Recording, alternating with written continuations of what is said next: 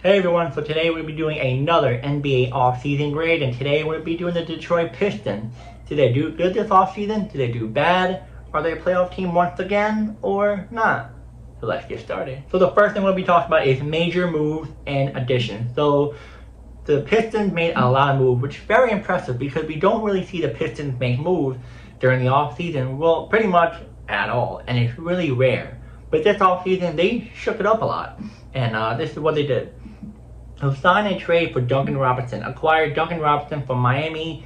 Sign and trade sending Simon, I can't pronounce his last name. In return, they add elite shooting to help space the floor. Sign guard Caris LeVert. LeVert joined on a 2-year, $29 million deal, giving Detroit a crafty playmaker and scorer aimed uncertainly around Malik Beasley, which we'll talk about him really soon. Drafted Chaz Lanier, my apologies, number 37th in the NBA draft. The Pistons picked sharpshooter Chaz in the second round, a targeted addition who was impressed in workouts and could contribute right away. And they re-signed Paul Reed, kept their defensive-minded big on a 2-year deal to maintain frontline depth. I can't believe I almost said 12-year deal. That would never happen. Well, if you're an all-star. Added two-way depth, back their development pipeline by signing two-way contract with Dennis Jenkins and Colby Jones while waiving Ron Harper Jr. Let's go over this. This is my thought on this. I'm going to say that I like the fact of bringing Duncan Robinson, a really good three-point shooter. Yes, last year and the year before, Miami wasn't the best, but when he gets going, he gets going. And I think he will need a new scenery. He was drafted in Miami. He's been there mostly his whole career, and I think him having a new scenery will help him with his career. So I think adding him to the Pistons roster will help not only him, but I think the Pistons as well. Because, as you know, Malik Beasley might be on the team anymore. And that's why they brought in Caris LeVert. I think adding LeVert is a little bit of a gamble, kind of. Not really, but he is somewhat of an injury-prone type of player. But when healthy, he is pretty good. We just gotta see if maybe he'll play mostly all this season. Who knows? The draft that they got, Chaz Lanier, heard a little bit about him. I just don't know about him. I'm not sure if he's going to be starting. I highly doubt it. I think he might be bench player, more likely maybe, the end of the bench. If that's the case, he's definitely going to be on the team, not in the G League for sure. Re-signed Paul Reed, solid frontline depth, definitely need defensive players. And then you got two-way depth on some of these other players. So, not bad. Not bad. I feel like, they had to shake up the roster because of Malik Beasley, and I think they want to add one more key player, but Malik Beasley was kind of the reason why I think the Pistons made these moves. Next, the departure and unsettled situation. Malik Beasley deal fall through. Negotiate collapsed after Beasley became entangled in a federal gambling investigation. Detroit withdrew its potential $42 million offer. Traded Dennis Schroder. Sent Dennis Schroder to Sacramento in a sign-and-trade deal that brought back a $14.2 million trade exception and a 2026 second-round pick. And let go this one other player, Hardaway Jr. and Schroder and Waiters III. These exit trim rotation minutes and open financial flexibility. So, pretty much let's talk about Malik Beasley. This one is the reason why they brought in Duncan Robinson and Caris LeVert. They wanted to add more snipers on the team so that they're able to still keep that three-point mojo going on.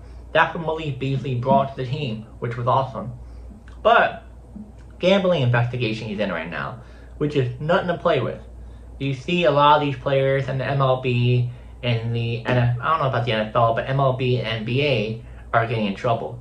You saw, I think a year or two ago, 3 years ago, a former Toronto Raptor player got banned for life on gambling. Then you got two MLB relief pitchers and closers, both of them are relief pitchers. Class A, if I'm right, and another player are right now being investigated by the MLB, and it seemed like they definitely might be banned for life for sure, because they're both seem like they're connected in this. So Malik Beasley seems like he's been betting on NBA games this past season, and it looks like more likely he's not going to be back on the team anymore. Update, by the way, going to be 4 or 5 days later, 3 days later when I post this video. Just know that 3 or 4 or 5 days before this, today, pretty much Malik Beasley could not pay his rent, and he was evicted out of his apartment. Yeah. So, I don't get it. You're $1 million ball player, and you're gambling, and you can't pay your rent now? It's ridiculous. But hey, everyone grew up differently. Everyone, see money, they don't know what to do with it. Hey, but how can you not pay your apartment? That's the crazy part. You're a $1 million player. Very interesting. But yeah, we have that. I can go on and on about Malik Beasley, but it'll be a different story later on if this all settles out next week or the week after or so on. Traded Dennis Schroder. This one is a little bit interesting because I like Dennis Schroder on the Pistons. He brought some grit, some defense, some good playmaking, but for some reason the Pistons didn't want to keep him. But they got some money back, so they were able to sign Karis LeVert and Duncan Robertson on top of the whole Beasley situation because of the extra money that they got back. And then they let go some of the players. Hardaway Jr., I'm a little bit shocked.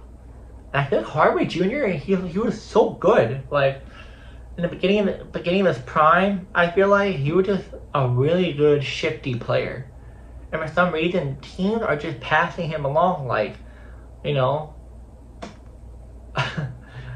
like you're passing along, I'm not going to say, I can't say it because of the YouTube guideline, but it's like how you get rid of a player like him, but he does have some consistent moments, injuries a little bit, maybe shifted his career a little bit, but you gotta let go of him and 2 or 3 other players in order to get extra minutes opening up for other players as well as financial flexibility, which was another key reason why they're able to sign Duncan and LeVert.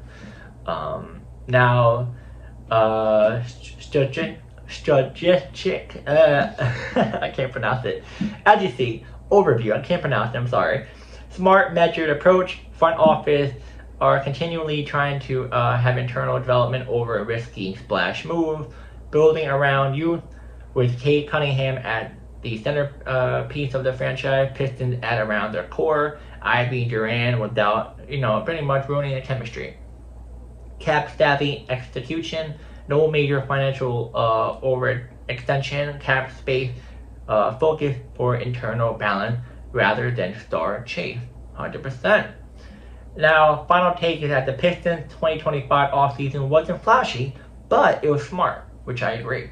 They retained core stability both around their franchise young nucleus and added interesting piece to boost shooting and depth.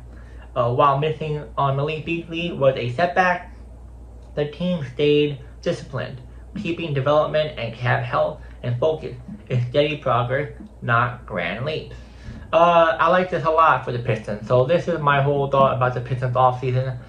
Like I said, I agree. It's not a splashy offseason for Detroit, but it's a smart offseason because Malik Beasley, if it wasn't for you, my guy, I think they would have done all this extra stuff. They would have done a little bit extra, but they wouldn't have done the whole roster shakeup.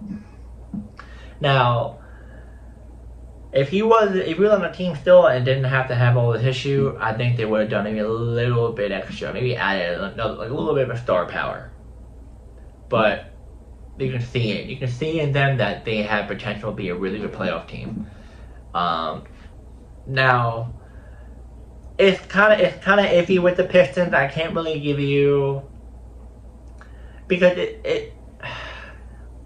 the reason why is that you're taking a team that was competitive last year, who did really good, who shocked the whole world, and now you're trying to think, all right, are they going to be the same team as last year, or are they going to be a little bit different because Malik Beasley was like the guy that pretty much helped the team with the whole chemistry part. Now without Beasley, we're not sure. I'm not going to say Duren and Ivey and other guys are not going to be that chemistry guy, but Beasley, when he came in, he changed a lot. So, now let's talk about, are they going to be a playoff team once again or no? Wow.